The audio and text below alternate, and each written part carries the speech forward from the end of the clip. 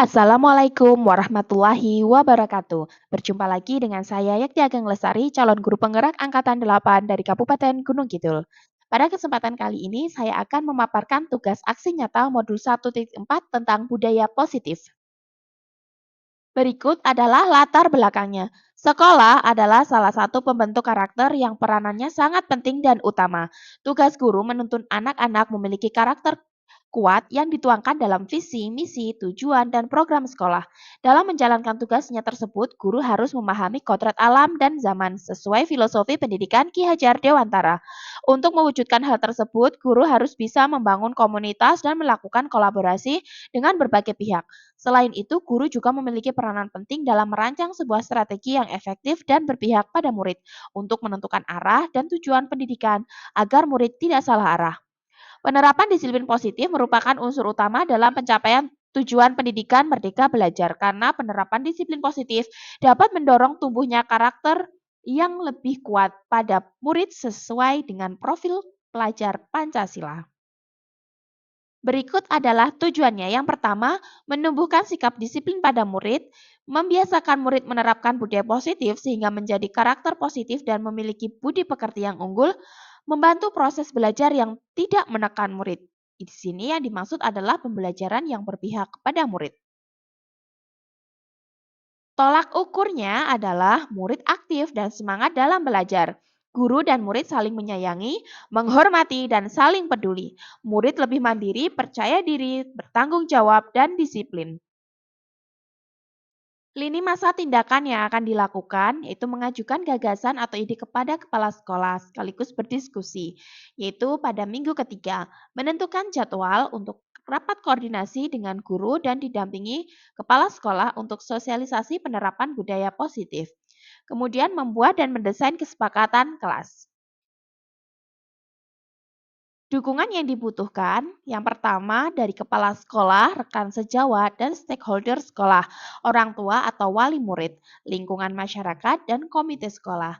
Adapun alat dan bahan yaitu berupa kertas karton, kertas origami, lem, gunting, solasi, spidol, dan lain sebagainya. Bismillahirrahmanirrahim. Assalamualaikum warahmatullahi wabarakatuh. Waalaikumsalam warahmatullahi wabarakatuh. Ibu Kepala SD Negeri Jola 2 yang terhormat, serta ibu-ibu guru SD Negeri Jola 2 yang kami hormati pula. Pada kesempatan kali ini, izinkan saya, Yakti Ageng Lestari, untuk memaparkan presentasi saya yang berkaitan dengan budaya positif. Hal ini sesuai dengan tugas saya sebagai CGP Angkatan 8 dari Kabupaten Gunung Kidul, yaitu untuk mensosialisasikan penyebaran pemahaman dan penerapan pengalaman budaya positif di sekolah. Sebelumnya, ibu-ibu semua dalam kondisi yang sehat? Sehat. Alhamdulillah. Karena kita masih pagi, saya yakin juga semangat kita juga masih pagi. Masih semangatnya masih sangat pagi, dan saking semangatnya, ayo kita coba untuk ice breaking sebentar supaya kita nanti enjoy dalam mengikuti kegiatan sosialisasi ini. Yang pertama, ibu-ibu semua bisa berdiri supaya kita lebih rileks. Oke. Untuk saat ini masih berada di tempat masing-masing. Kita mencoba untuk mempraktekkan huruf, ya, ibu-ibu semua. Nanti hurufnya tuh T, O, T, N, U, T. T seperti ini ya. T, O, T, N, U, T. Ya, dan lagunya nanti T, O, T, N, U, T, N, U, T, N, U, T. Oke, bersama-sama. 1, 2, 3. T, O, T, N, U, T, N, U, T, N, U, T. Sekali lagi.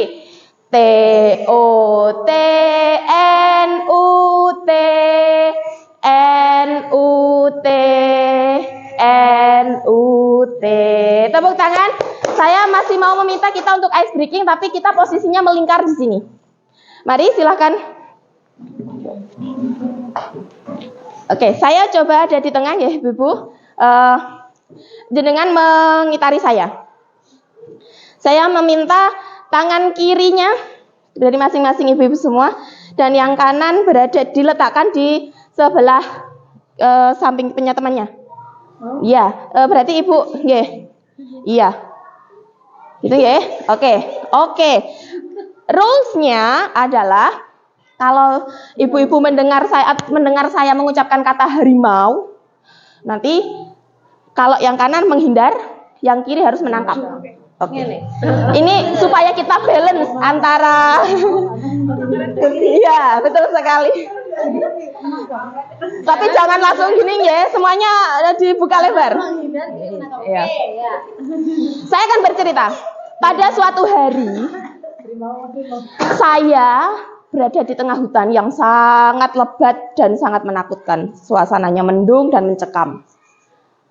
Saya bertemu hariman.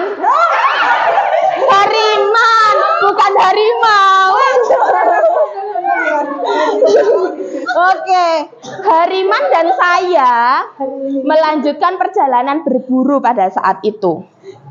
Sampailah kami di tepi danau. Di tepi danau itu tiba-tiba saya melihat ada yang meminum seekor hewan atau seorang manusia.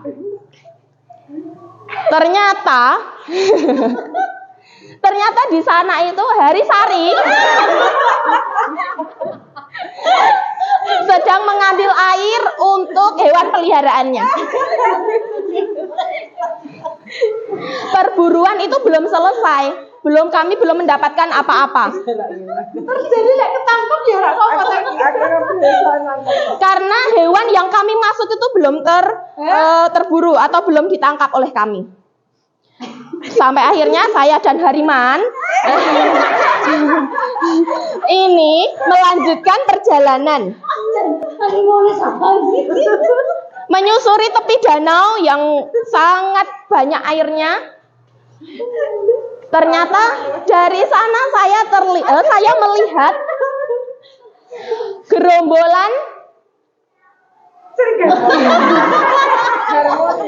gerombolan singa yang sedang mengintai mangsanya.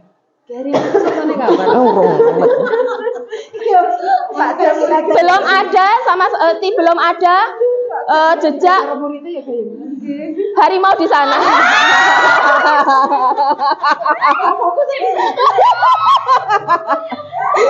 Iya, oke. Berarti yang tertangkap mundur dulu. Oke.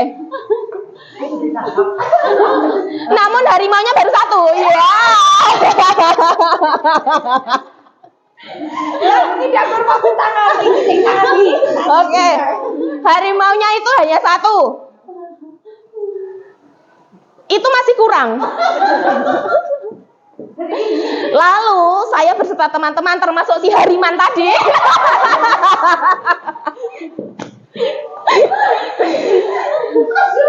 sampai larut sore, sampailah hampir menjelang petang, kami masih saja berburu bersama hariman.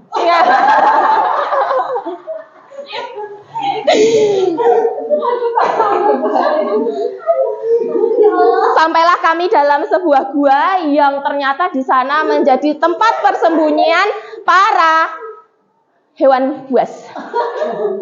Salah satunya adalah harimau. Oke. Boleh kita bicara ini. Jangan pikir.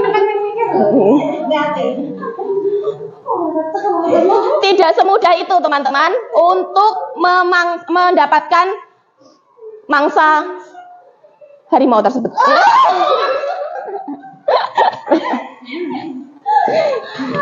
Karena saya beserta teman-teman termasuk si hariman tadi.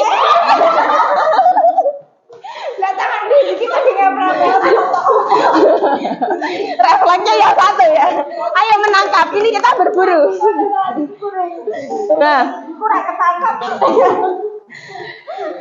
belum sama sekali mendapatkan cara atau strategi untuk mendapatkan harimau.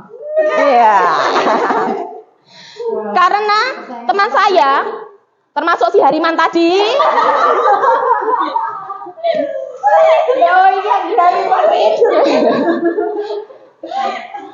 sibuk mengobrol dengan harimau. Ya. Dan ternyata gerombolan hewan pemangsa tadi belum sama sekali dapat ditaklukkan. Akhirnya saya berinisiatif untuk memanggil beberapa teman saya untuk menangkap harimau.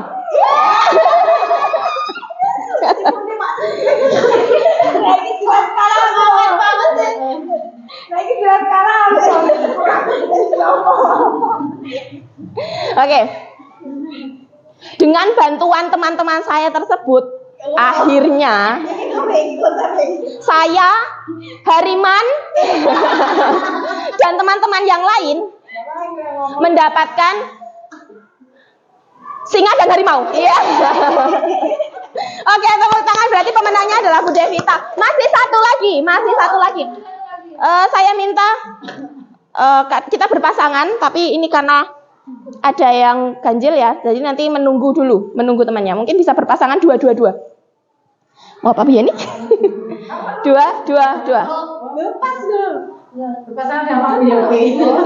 Nanti saya ini aja. Nanti menunggu aja. Nah, kita karena kan tadi gerak sudah, kemudian menyeimbangkan otak kanan otak kiri juga sudah. Sekarang kita masuk kepada kognitif. Kita cepet-cepetan perkalian.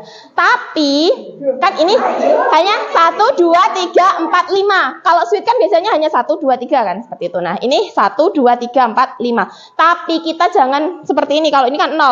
Misalkan Bu Yeni mungkin bisa maju membantu. Misalkan seperti ini. 0 kali 1 itu tidak diperkenankan. Tidak boleh mengajukan 0. Dan jangan 1. Artinya kan bilangan manapun kalau kalikan 0 nanti hasilnya 0 pasti akan cepat menjawab. Tapi 2 ke atas misalkan Bu Yeni.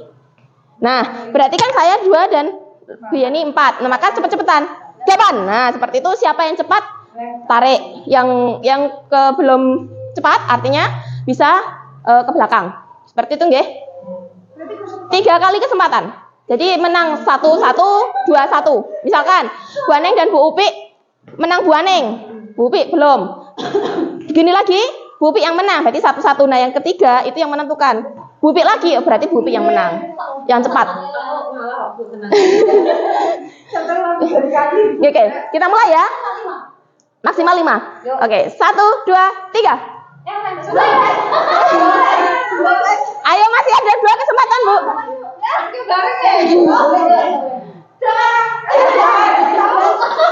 Bareng gininya bareng.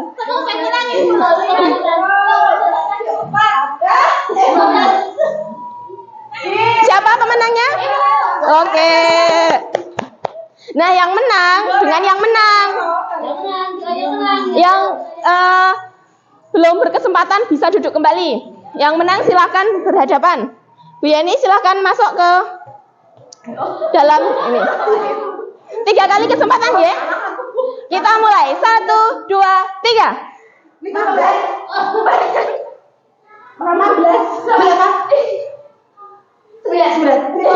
Oke, Bu Vita. 4.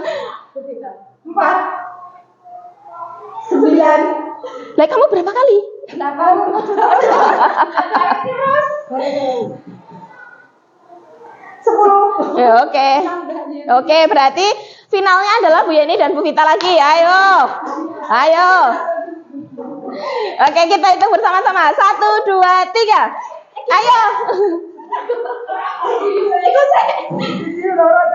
Nah, 12.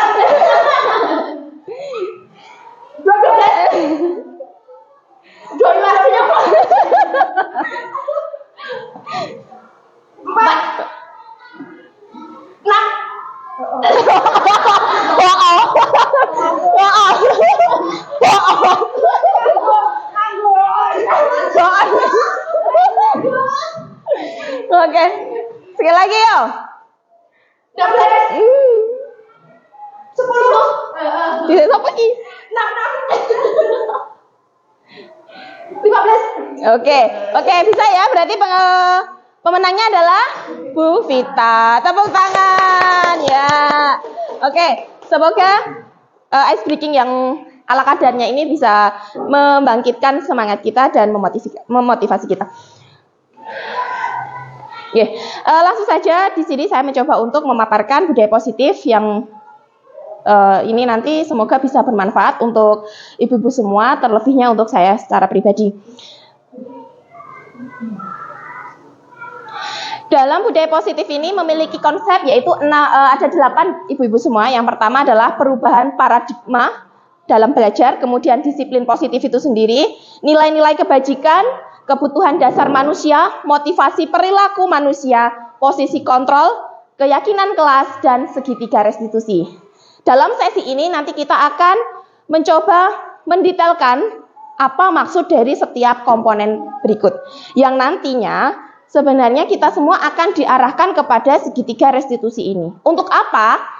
Di dalam kelas, di dalam sekolah kita, saya yakin kita mengalami yang namanya adanya hambatan atau kendala, adanya masalah peserta didik. Nah, kita mencoba untuk menyelesaikan persoalan tersebut dengan keyakinan atau konsep inti pada budaya positif berikut. Pembelajaran dengan paradigma baru di sini adalah yang merupakan pembelajaran dirancang berdasarkan prinsip pembelajaran berdiferensiasi. Sehingga para peserta didik sesuai kebutuhannya berdasarkan tahap perkembangan sesuai teori psikologi modern untuk mewujudkan profil pelajar Pancasila. Dalam pembelajaran berdiferensiasi ini nanti, kita perlu memetakan atau mengidentifikasi kemampuan awal peserta didik atau murid kita. Salah satu caranya dengan melakukan sebuah asesmen diagnostis. Kemudian, di kehidupan kita yang saat-saat ini, terjadi sebuah miskonsepsi tentang teori kontrol. Bahwasanya ilusi guru mengontrol murid. Barangkali kita atau kita semua ini masih beranggapan bahwa kita itu bisa mengontrol murid sesuai kemauan kita, sesuai keinginan kita. Padahal itu adalah sesuatu yang tidak bisa dilaksanakan atau tidak terjadi. Kita tidak dapat memaksakan murid berbuat sesuatu jika murid tersebut tidak memilih untuk tidak melakukannya. Artinya bisa saja ketika murid melakukan ini karena ada suatu paksaan. Kemudian yang berikutnya adalah ilusi bahwa semua penguatan positif efektif dan bermanfaat. Ini positif, tapi kenapa kok ini merupakan sebuah miskonsepsi? Bahwasanya penguatan positif itu adalah bentuk-bentuk kontrol dalam jangka tertentu murid menyadari dan mencoba menolak. Bisa jadi murid menjadi tergantung pada pendapat guru. Artinya kita menimbulkan kecenderungan dalam pembelajaran sehingga murid itu tidak bisa mandiri, malah tergantung pada gurunya atau pendapat kita. Yang berikutnya adalah ilusi bahwa kritik dan membuat orang merasa bersalah dapat menguatkan karakter, yaitu menggunakan hal tersebut menuju pada identitas gagal. Jadi barangkali kita pernah melakukan miskonsepsi dari 4 kriteria berikut. Yang terakhir adalah ilusi bahwa orang dewasa memiliki hak untuk memaksa. Barangkali kita beranggapan bahwa kita yang sudah dewasa ini bisa mengontrol anak-anak, bisa memaksa anak-anak sesuai kemauan kita. Nah, perilaku memaksa tidak akan efektif untuk jangka panjang. Jangka waktu yang panjang ini tidak akan efektif. Dan sebuah hubungan permusuhan akan terbentuk. Jadi jangan sampai ketika kita melakukan miskonsepsi ini, anak-anak bukan justru menjadi pribadi yang lebih baik, tapi justru ada unsur dendam karena dipaksa, karena disuruh, karena dihukum, dan lain sebagainya. Kemudian mengubah paradigma stimulus respon ke pendekatan teori kontrol. Nah, di sini ada stimulus respon dan teori kontrol. Stimulus responnya ketika realitas kebutuhan kita sama. Realitas kebutuhan kita jelas berbeda antara individu yang lain, jelas berbeda. Anak-anak memiliki keunikannya masing-masing dan kita juga memiliki keunikan masing-masing. Semua orang melihat hal yang sama. Padahal teori kontrol adalah setiap orang memiliki gambaran yang berbeda. Kemudian pada stimulus respon terdapat kita mencoba mengubah orang agar berpandangan sama dengan kita. Atau sama dengan apa yang ada di pikiran kita. Padahal kita tidak bisa menyamaratakan hal tersebut. Kemudian yang sering terjadi adalah orang lain bisa mengontrol saya. Kita disuruh, kita dipaksa dan sebagainya. Nah, pada teori kontrol itu adalah hanya diri kita sendiri yang dapat mengontrol diri kita. Artinya, ketika orang lain masuk mengontrol diri kita, berarti itu bukan termasuk teori kontrol, tapi merupakan stimulus respon. Nah, pada poin terakhir di sini adalah model berpikir menang atau kalah. Sementara di teori kontrol itu adalah model berpikir menang dan menang. Jadi tidak ada yang dirugikan. Yang berikutnya, poin berikutnya adalah disiplin positif. Disiplin mengacu pada disiplin diri yang memiliki tanggung jawab terhadap apa yang dilakukan berdasarkan nilai-nilai yang diyakini. Nah, nilai-nilai yang diyakini ini dapat dibentuk di dalam kelas maupun di sekolah kita. Untuk menciptakan murid yang merdeka, syarat utamanya adalah harus ada disiplin yang kuat, yaitu disiplin yang berasal dari motivasi internal atau intrinsik, berasal dari diri anak tersebut. Jika tidak memilikinya, maka memerlukan pihak lain untuk mendisiplinkan kita atau motivasi eksternal. Artinya ketika kita masih berusaha untuk membangkitkan motivasi intrinsik, maka kita belum sepenuhnya menerapkan motivasi intrinsik ini. Masih kita harus menggali motivasi intrinsik yang ada pada peserta didik kita. Disiplin positif merupakan salah satu cara penerapan disiplin yang bertujuan untuk menumbuhkan kesadaran serta memberdayakan peserta didik tanpa imbalan penghargaan atau reward, ancaman atau hukuman. Hal ini sangat menarik bahwasanya sebelum saya mempelajari modul 1.4 tentang budaya positif ini, saya beranggapan bahwa reward dan punishment atau hukuman dan penghargaan ini masih sangat efektif. Saya berpikirnya seperti itu, ke arah situ. Dan mindset saya seperti itu. Tapi ternyata saya bisa dibilang ketinggalan. Ternyata ketika kita menggunakan reward dan punishment ini, ada efek-efek jangka panjang yang kurang baik untuk anak. Salah satunya nanti kita akan bahas di slide berikutnya. Salah satunya adalah ketika kita memberikan penghargaan, bisa saja itu menimbulkan rasa iri dengan teman-temannya ataupun yang lainnya. Dan ketika kita memberikan hukuman, bukannya anak merasa menjadi disiplin, menjadi tertib, tapi muncul rasa dendam di dalam dirinya sehingga anak bisa memberontak lebih bahaya lagi atau lebih parah lagi. Lalu barangkali muncul pertanyaan di Bapak Ibu semua. Lalu apakah ini boleh dilakukan atau tidak boleh dilakukan? Masih bisa dilakukan asalkan hukuman dan reward yang diberikan ini tidak mengontrol anak. Artinya kita berikan sesuai kapasitas, jangan berlebihan ataupun terlalu menghukum anak tersebut. Tujuan kita adalah menciptakan murid yang memiliki disiplin diri sehingga mereka berperilaku mengacu pada nilai-nilai kebajikan universal dan memiliki motivasi intrinsik dalam perubahan perilaku ke arah yang lebih baik. Nah, nilai-nilai kebajikan di sini sebenarnya masih ada 9 poin, tapi di sini saya hanya mengambil 3 nilai yang disepakati bersama atau lepas dari suku, bangsa, agama, bahasa maupun latar belakangnya. Nah, contohnya di sini di institusi atau organisasi adalah yang pertama, profil pelajar Pancasila, IBO atau Primary Years Program, dan keterampilan hidup atau life skill. Dalam profil pelajar Pancasila di sini jelas kita memiliki 6 dimensi, mulai dari beriman dan bertakwa pada Tuhan Yang Maha Esa dan berakhlak mulia, berkebinekaan global, gotong royong, mandiri, kreatif dan bernalar kritis. Nah, pada IBO ini di sini ada toleransi, rasa hormat, integritas, mandiri, menghargai, antusias, empati, keingintahuan, kreativitas, kerjasama, percaya diri dan komitmen. Sementara pada keterampilan hidup atau life skill dapat dipercaya, lurus hati, pendengar yang aktif, tidak merendahkan orang lain, memberikan yang terbaik dari diri. Nah, kita masuk kepada kebutuhan dasar manusia. Manusia itu memiliki 5 kebutuhan dasar.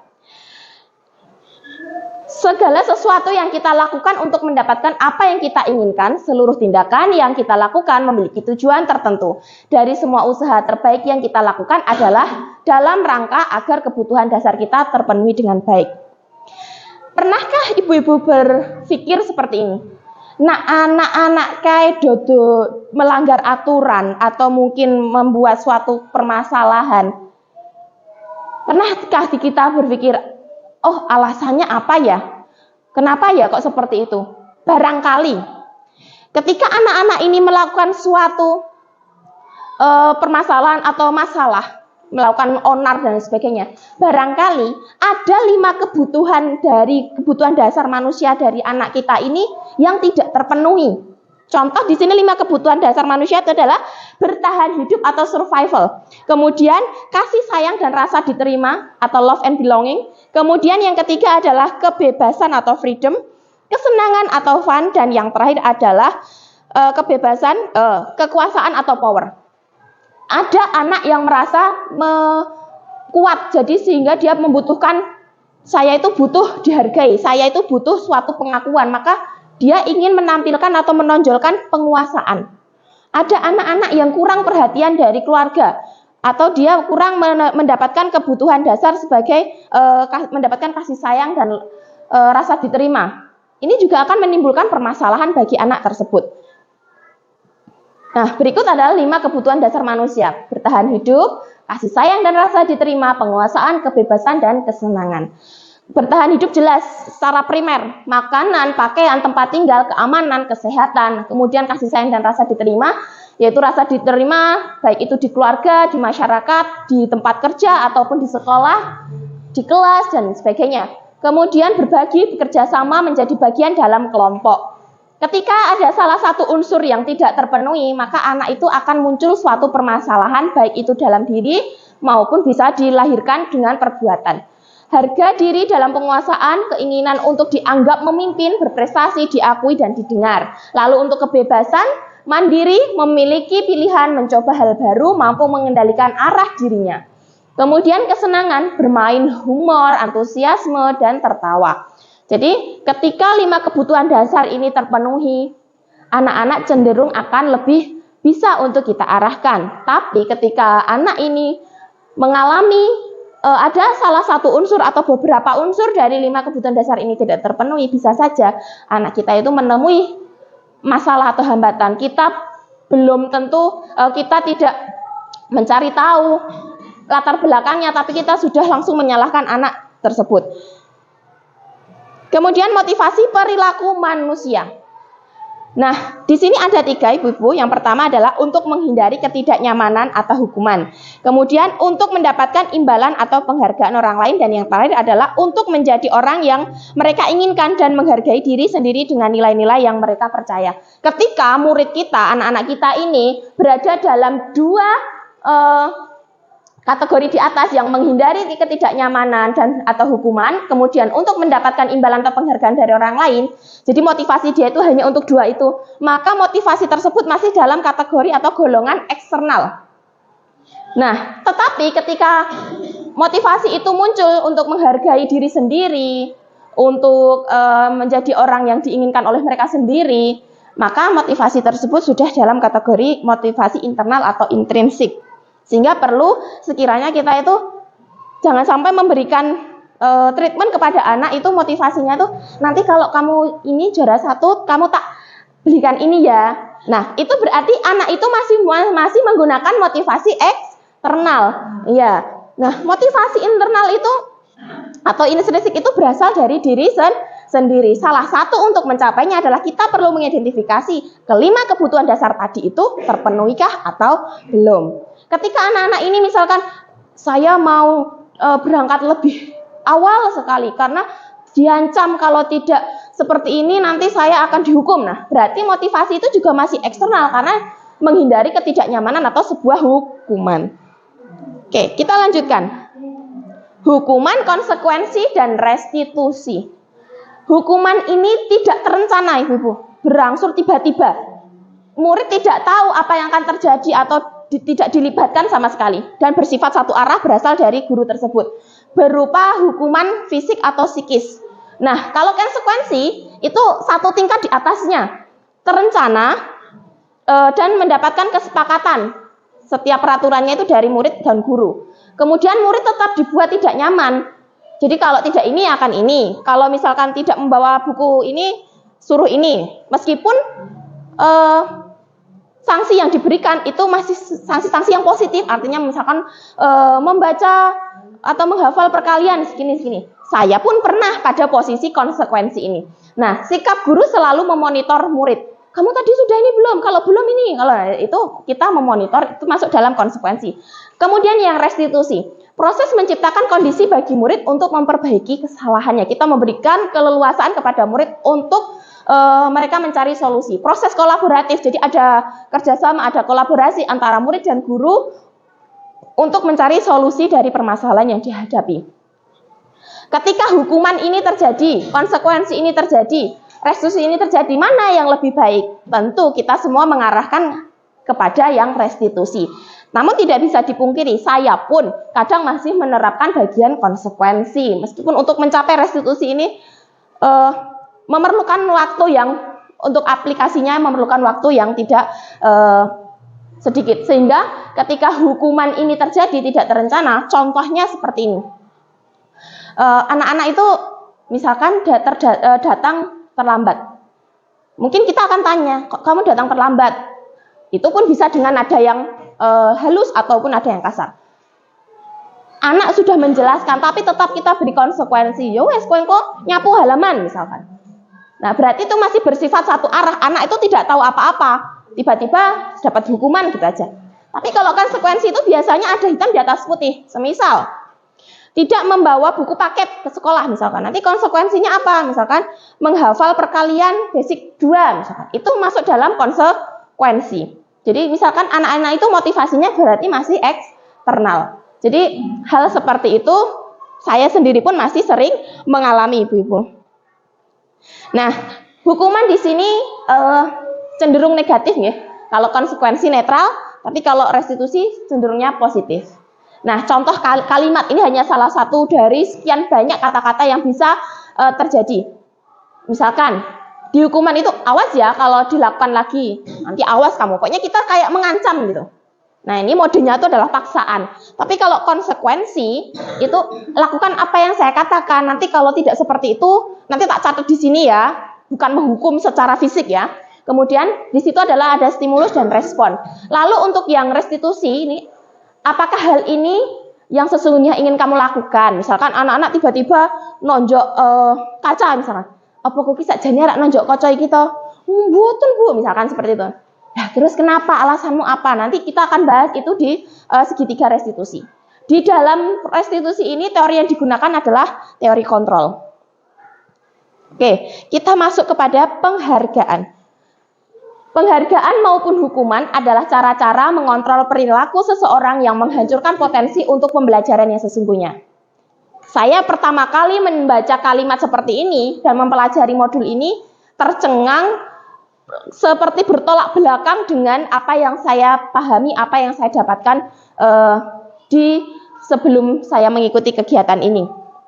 Nah, penghargaan itu ternyata memiliki dampak yang kurang baik jangka pendek maupun jangka panjang. Di antaranya adalah penghargaan tidak efektif, penghargaan merusak hubungan, penghargaan mengurangi ketepatan, menurunkan kualitas, mematikan kreativitas, dan penghargaan yang menghukum. Mungkin ada kata-kata yang menggelitik buat kita, kok penghargaan menghukum piye to dan seterusnya. Nah, pada bagian penghargaan mematikan kreativitas. Artinya kita itu mungkin akan banyak sekali memberikan pujian, memberikan apresiasi yang berlebihan kepada anak, sehingga anak itu merasa puas. Nah, kemudian pada bagian merusak hubungan, misal saya memberikan apresiasi, memberikan hadiah, memberikan reward kepada anak yang juara 1, itu akan menimbulkan kecemburuan kepada anak-anak yang kurang, atau anak-anak yang juara 2, dan seterusnya. Sehingga penghargaan atau hukuman ini dapat dikategorikan bisa menghancurkan potensi untuk pembelajaran yang sesungguhnya. Nah, pada bagian ini 5 posisi kontrol guru. Yang pertama adalah penghukum, pembuat merasa bersalah, teman, pemantau, dan manajer. Barangkali Ibu-ibu bisa memposisikan kira-kira saya pada posisi yang mana? Penghukumkah? Pembuat merasa bersalah? Teman, pemantau, manajer, atau yang pemantau atau yang manajer. Di penghukum ini kita menggunakan hukuman fisik maupun verbal. Kata-kata itu juga menghukum loh Ibu-ibu. Jadi jangan sampai kita itu mengeluarkan kata-kata yang itu bisa membekas di memori dan di hati anak. Karena anak bukannya manut dengan kita, tapi dia akan timbul dendam, rasa benci, rasa marah, rasa emosi di dalam dirinya yang semakin membuat kalut anak tersebut. Pembuat merasa bersalah. Jadi suaranya itu lembut, Ibu, tapi tetap saja menyalahkan orang lain. Jekno wingi tak omongi to, nak PR ki digarap nek ngomah. Mbok yo aja ngono ki lho, mbok yo mesake aku nek aku didukani bu guru, nek aku didukani bu kepala sekolah. Jadi kayak kita tuh ngelus gitu loh. Nah, ternyata posisi pembuat itu masih membuat merasa bersalah, membuat anak itu masih merasa bersalah. Duh iya ya, saya membuat Bu Yukti itu jadi nanti dimarahi Bu Tari dan sebagainya. Kemudian posisi sebagai teman. Nah, ini lebih rileks. Tidak ada kata-kata menyakitkan untuk anak. Tapi murid tetap dikontrol melalui persuasi atau ajakan. Semisal di sini tuh sebagai teman itu, "Loh, kamu datangnya terlambat." "Iya, Bu." "Lah ngopo? Jekno wis tak omongin kan."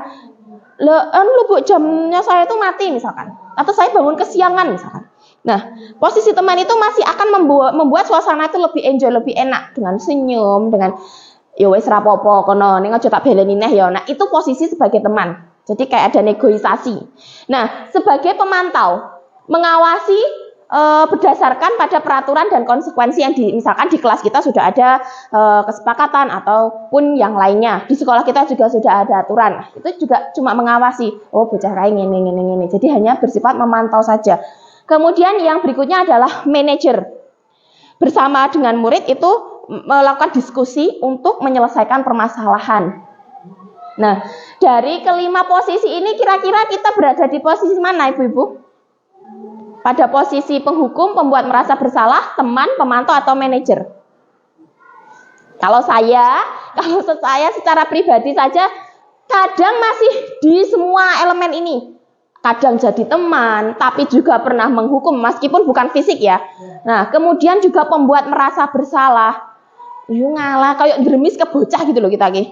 Kan bisa omong gitu iki. Kita kok ngalusi bocah tapi tetap gue bocah ki merasa terintimidasi oleh kita.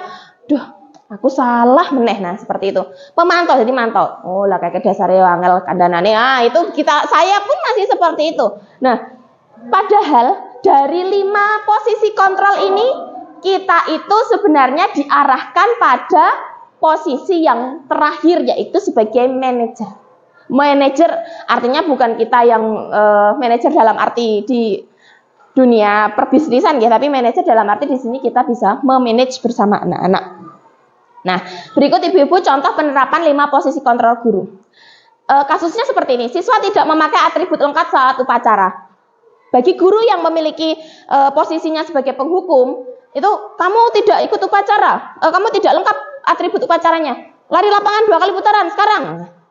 Itu penghukum, karena yang membuat peraturan hanya guru satu arah, dan murid tidak dilibatkan, dan hanya murid tersebut yang tidak tahu apa-apa. Ujuk-ujuk kok ngono nih. Kemudian pada kasus yang sama, ketika guru ini memiliki posisi pembuat merasa bersalah, sudah berapa kali diberitahu, kenapa selalu membuat kecewa ibu? Kan wis diomongi wingi nak upacara nggo topi. Kok ya sida gawe gelo aku meneh, kowe meneh. Itu membuat merasa bersalah. Nah, posisi yang berikutnya dengan kasus yang sama adalah Ibu, harusnya di sini adalah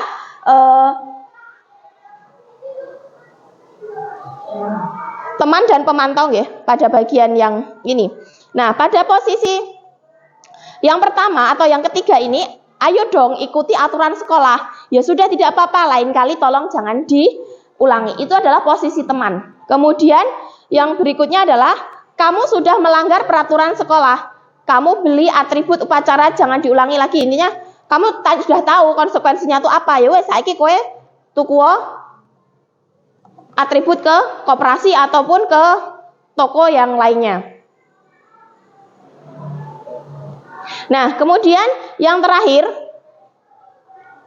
itu adalah sebagai seorang manajer. Dengan kasus yang sama, itu akan menanyakan, apa kamu tahu kesalahanmu? Kira-kira bagaimana kamu akan memperbaiki kesalahanmu? Jadi kita berikan kesempatan kepada murid untuk mencari solusi.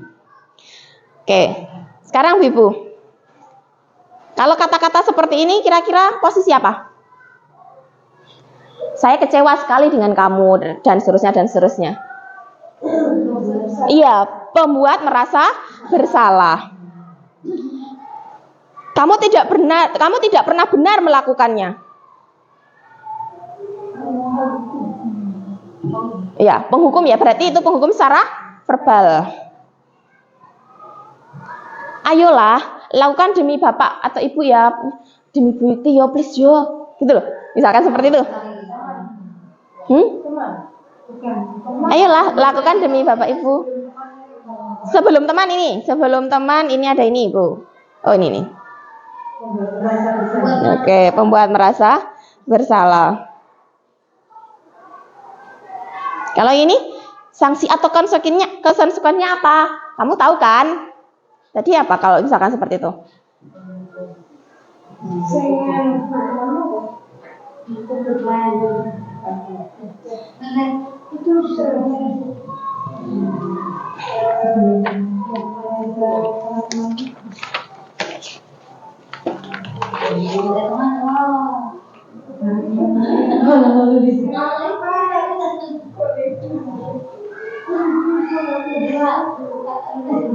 Oke, saya ulangi ini.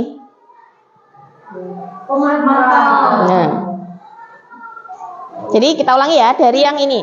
Saya kecewa sekali dengan kamu. Ini adalah membuat merasa bersalah. Kamu tidak pernah benar melakukannya. Penghukum. Ayolah lakukan demi ibu ya, misalkan. Ini sebagai ini kan membuat suasana lebih ini. Saya kira apa-apa, tapi pokoknya sesok aja tak lakukan ya. Demi aku wes, ya gitu ya. Sebagai teman. Sanksi atau konsekuensinya apa? Kamu tahu kan? Tadi pemantau. Lalu ini, apa rencanamu untuk menyelesaikan masalah ini? Manajer. Nah, sekarang berikutnya adalah keyakinan kelas. Mengapa keyakinan kelas? Mengapa bukan peraturan kelas?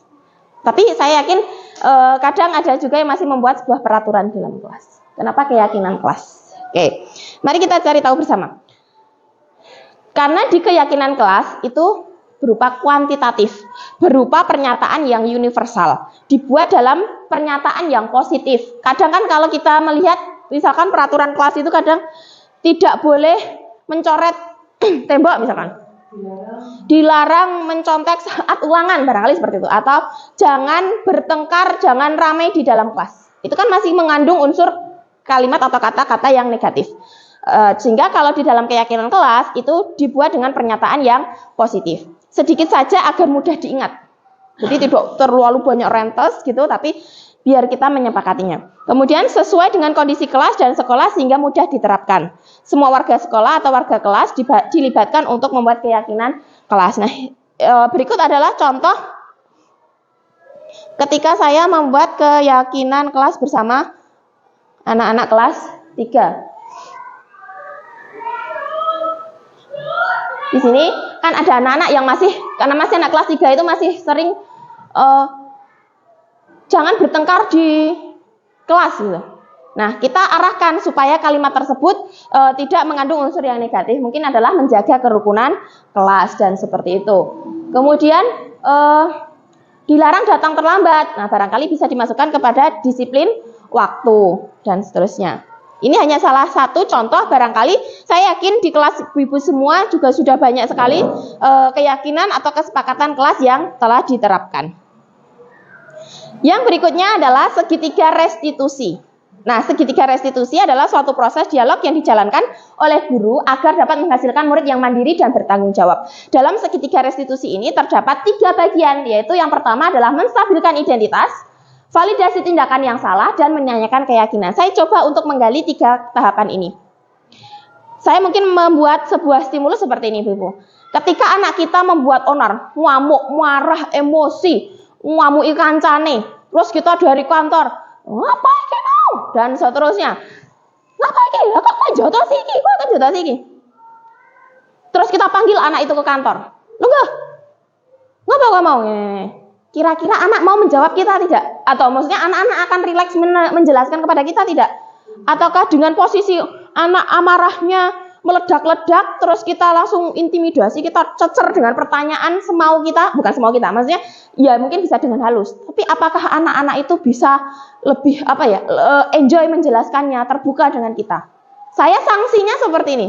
Jangan-jangan anak justru lebih takut dengan kita karena kok berarti aku dilalik dihukum dan seterusnya. Oke, Ibu-ibu, mari kita coba untuk mengklasifikasikannya. Dalam menstabilkan identitas, yaitu berdasarkan prinsip membuat kesalahan adalah sebagian dari proses pembelajaran. Lalu, menggeser identitas murid dari identitas gagal yang ke sukses. Anak-anak yang membuat onar, yang melakukan permasalahan itu sebenarnya identitas gagal. Nah, jangan sampai kita membuat identitas gagal itu semakin gagal. Tugas kita itu adalah mengubah identitas gagal itu ke identitas sukses. Jangan mengkritik murid yang sedang mengalami identitas gagal. Kowe lho, wis nek ngomah ya kalau ngono ning sekolah ya guru padha wae nganti judeg aku dan sebagainya. Aku ya pernah Bu ngalami seperti itu. Nah, pernyataan yang bisa kita lakukan itu adalah misalkan membuat kesalahan itu sesuatu yang wajar kok. Manusia tidak ada yang sempurna. Kita bisa memperbaiki masalah ini. Saya tidak menanyakan kesalahannya, tetapi fokus memperbaiki masalah ini. Apakah saat ini kamu tengah menjadi orang yang baik untuk dirimu sendiri? Pertanyaan-pertanyaan seperti atau pernyataan ini bisa kita berikan kepada anak. Jadi ketika anak emosi bisa kita ajak nih. Ngopo kok telat? Ora apa-apa telat ki wajar nak kowe tangi kesiangan. Saya pun pernah.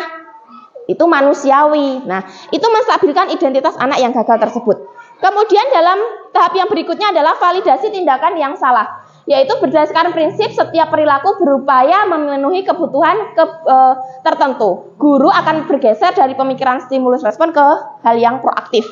Kemudian mengenali dan mengakui kebutuhan murid itu dapat memperbaiki hubungan dengan murid. Dan pertanyaan atau pernyataan disampaikan dengan nada suara tidak menghakimi atau memojokkan. Contohnya adalah seperti ini. Kamu bisa saja bertindak lebih gegabah dari ini. Misalkan, kamu bukan melakukan tanpa suatu alasan tertentu, bukan?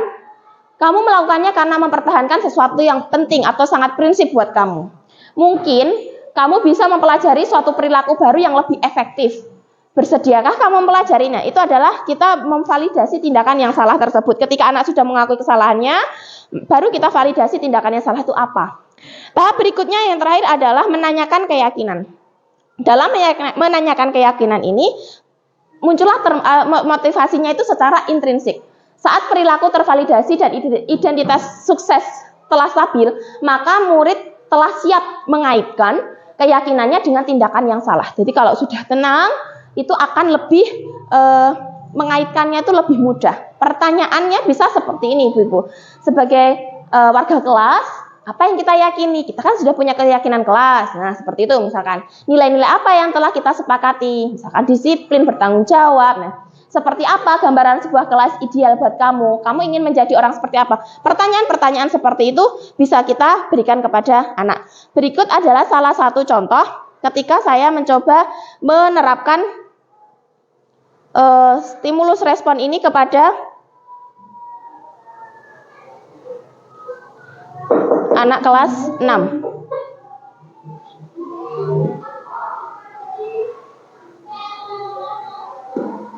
Silakan duduk Mbak Asta. Terima kasih Bu. Mbak Asta, tadi kenapa kok kamu membuat meja makan sambil mengatakan kata-kata yang kurang pantas? Terlebih kamu tadi juga membaca mata kan? Saya masih baik banget sama Renata. Masa saya tadi dituduh nggak ulang matematika. Ya saya marah ya Bu. Saya tidak terima dikatain seperti itu. Makanya saya ngatain Renata balik. Oh begitu. Pantas kamu merasa kesal dan marah ya karena dituduh mencontek saat ulangan matematika.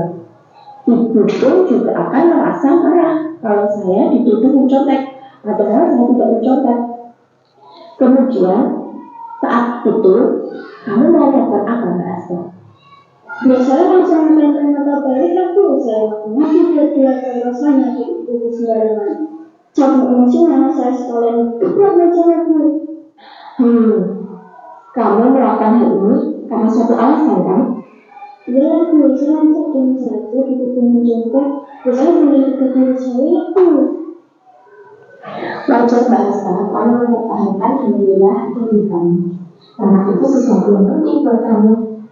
Untung saja kamu tidak berpindah lebih gegabah darinya menurutku Renata misalnya.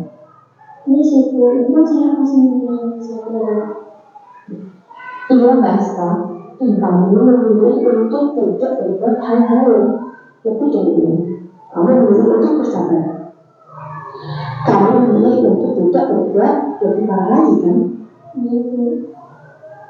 Sekarang coba kita lihat lagi tindakan Mbak Hasta saat memaki, mengejek, dan memberat menjaga Renata tadi. Apakah sesuai dengan kesepakatan kelas, kesepakatan sekolah, dan sesuai dengan prinsip kamu, Mbak Hasta? Tidak, Bu, saya tidak bermaksud. Kira-kira kesepakatan kelas yang mana yang belum sesuai dengan tindakan tadi? Aku dimintai orang lain. Mbak Hasta meyakini tidak bahwa menghargai dan menghormati orang lain itu penting untuk kamu? Bagaimana, Bu? Iya, itu juga setuju. Lalu keyakinan yang seperti apa yang harus kamu lakukan saat sedang marah atau emosi? Nggak susah, Bu. Kamu bersedia memperbaiki masalah ini? Dia bersedia, Bu. Mbak Hasta, apa yang akan kamu lakukan untuk memperbaiki masalah ini? Saya akan lebih sabar dan menahan dulu, Bu. Setelah saya diajak, saya akan bersatu diri, Bu. Iya, bagus Mbak Hasta, baik sekali. Sekarang kamu boleh kembali ke kelas. Baik, Bu. Terima kasih.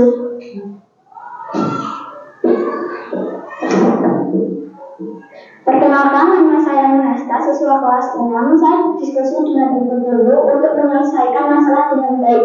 Saya harus bersabar dan dapat mengendalikan diri, dan harus menghargai dan menghormati orang lain.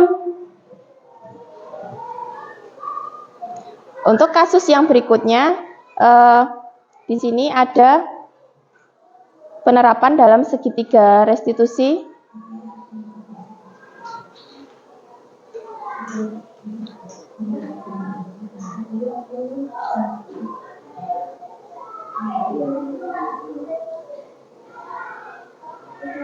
Dengan kasus yang kedua.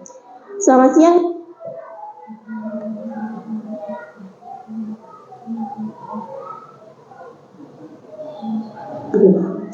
Selamat siang Mas Anjar. Selamat siang, Bu. Mas Anjar sering tidak bawa buku tulis dan buku pelajaran ya? Iya, Bu. Sering tidak membawa buku pelajaran itu suatu kesalahan bukan? Iya, Bu. Mas Anjar, berbuat kesalahan itu manusiawi. Apakah saat ini kamu tengah menjadi orang yang baik untuk dirimu sendiri dengan tidak membawa buku pelajaran tersebut? Tidak, Bu. Sekarang yang terpenting kita mencari solusi dari permasalahan kita, setuju? Dan kita juga harus memperbaiki kesalahan ini. Iya, Bu, setuju. Mas Anjar sering tidak membawa buku, itu pasti ada alasannya. Kenapa sih Mas Anjar tidak membawa buku? Karena saya tidak sempat membaca jadwal Bu. Setiap malam saya bermain HP, sehingga saya bangun kesiangan. Oh begitu. Lalu kira-kira tindakanmu ini tadi sesuai dengan kesepakatan kelas atau sekolah kita? Iya, Bu.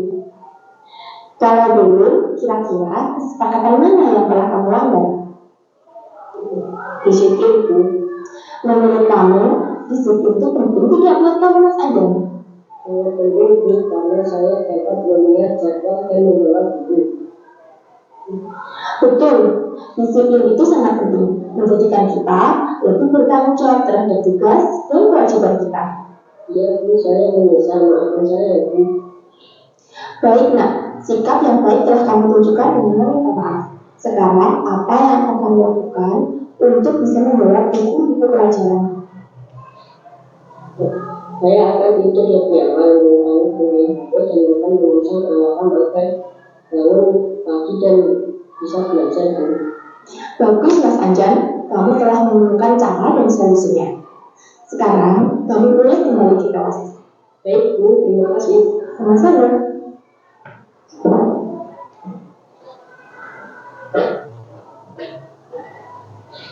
Perkenalkan, nama saya Anjan dari kelas 6. Terima kasih Bu Guru. Saya diajak diskusi untuk menemukan solusi dari tindakan yang saya lakukan, yaitu tidak membawa buku-buku pelajaran. Saya harus mengurangi bermain HP dan bangun lebih awal.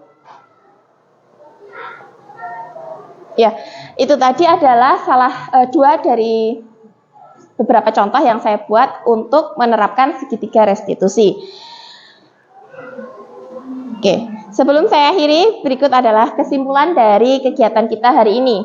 Bahwasanya dalam penerapan program disiplin positif, hendaknya guru memiliki standar kepribadian, profesional, dan sosial yang baik, di mana guru mampu merefleksi dirinya dalam posisi kontrol saat ini. Bagaimana perjalanan dirinya sebagai among atau sebagai seorang manajer yang menuntun murid-muridnya menjadi insan yang mandiri, merdeka, dan bertanggung jawab. Sebelum saya akhiri, Ibu-Ibu, dalam resum kegiatan kita hari ini tadi, bahwasanya memang kita perlu mengidentifikasi diri kita itu masuk dalam posisi yang mana. Kemudian kita memang diarahkan untuk masuk kepada posisi yang manajer, meskipun memang tidak bisa kita langsung grembyeng ke sana, barangkali sedikit demi sedikit kita coba untuk mengubah kebiasaan saya, terutama itu ke arah yang manajer. Lalu ketika ada masalah dan sebagainya, kita mengurangi sebagai seorang penghukum. Maka barangkali segitiga restitusi ini bisa dijadikan salah satu cara atau salah satu strategi yang bisa kita terapkan, yang bisa kita gunakan untuk menyelesaikan permasalahan peserta didik kita atau murid kita di kelas maupun di sekolah. Sebelum saya akhiri, saya terlebih dahulu mengucapkan terima kasih kepada Ibu Kepala Sekolah, kepada rekan-rekan sejawat lainnya. Terima kasih telah menghadiri kegiatan sosialisasi ini. Semoga apa yang saya sampaikan ini dapat bermanfaat kepada kita semua, terutama kepada diri saya. Jika ada baiknya, mari kita ambil. Jika ada kekurangannya, itu berasal dari saya pribadi. Demikian Ibu-Ibu yang dapat kami sampaikan. Terima kasih atas partisipasinya. Saya akhiri. Assalamualaikum warahmatullahi wabarakatuh. Tepuk tangan untuk kita semua.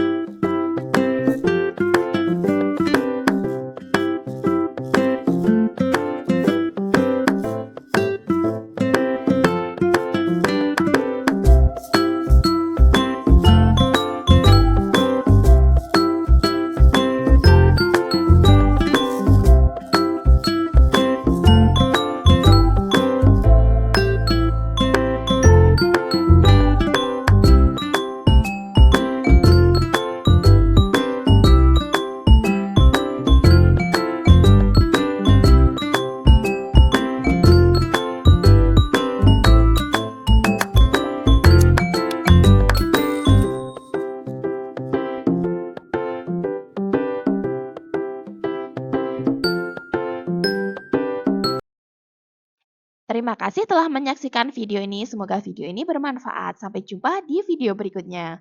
Assalamualaikum warahmatullahi wabarakatuh.